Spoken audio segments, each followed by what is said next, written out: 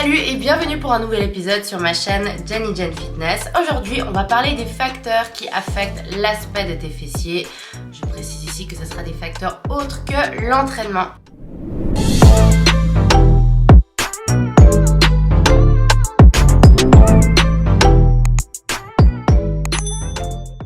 Bienvenue sur ma chaîne Jenny Jen Fitness. Ici on parle de tout ce qui est en lien avec l'entraînement, nutrition et bien-être de façon générale.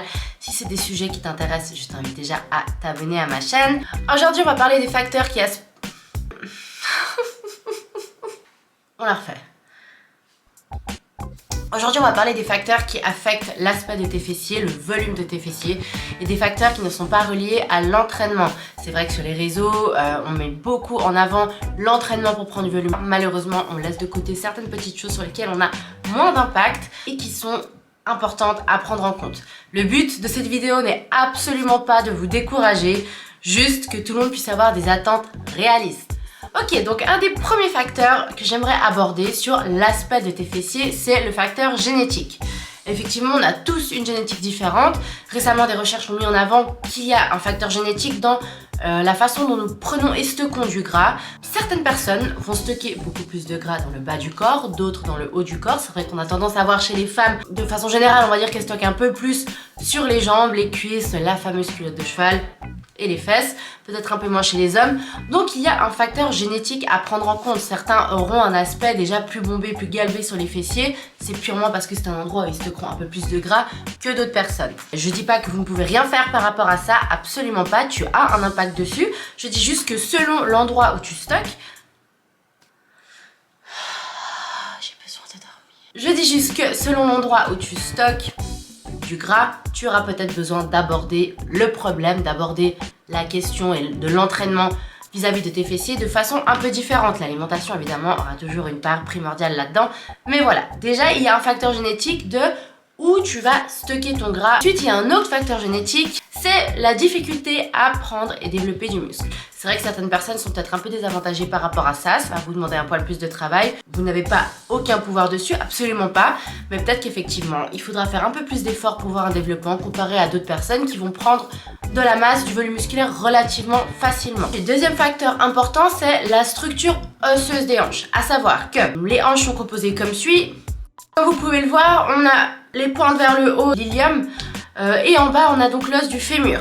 L'espace qu'il y a de ces deux côtés peut varier, donc l'espace qu'il y a entre l'os, entre l'ilium et le fémur peut varier. Effectivement, plus l'espace est petit, plus on aura l'impression d'avoir ses hanches rondes, plus l'espace est grand, plus on aura puis il y aura ce qu'on appelle le hip dip, c'est donc ce creux qu'on a tendance à avoir dans les hanches.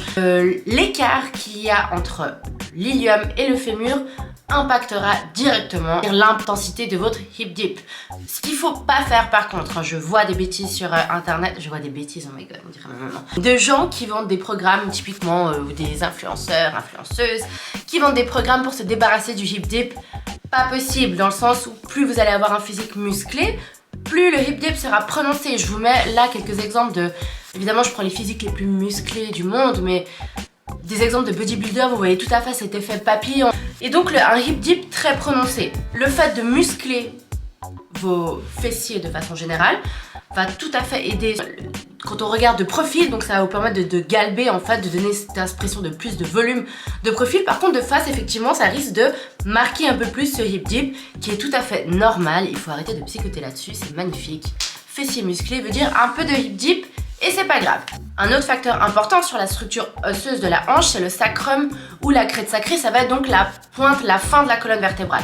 Effectivement, chez certaines personnes, elle sera relativement droite. Chez d'autres, elle sera beaucoup plus incurvée. Donc les personnes qui ont une crête sacrée plus droite auront un fessier qui va être moins proéminent, donc peut-être moins volumineux parce qu'il va moins ressortir. Inversement, une personne qui a une crête sacrée, enfin un sacrum qui est incurvé, qui donnera déjà plus l'impression de volume et qui fait qu'en plus quand on va prendre du muscle donc autour, ça donnera encore plus de galbe. Donc c'est peut-être des personnes chez qui on verra plus facilement une amélioration que des personnes qui ont une crête sacrée qui est plus ou moins droite.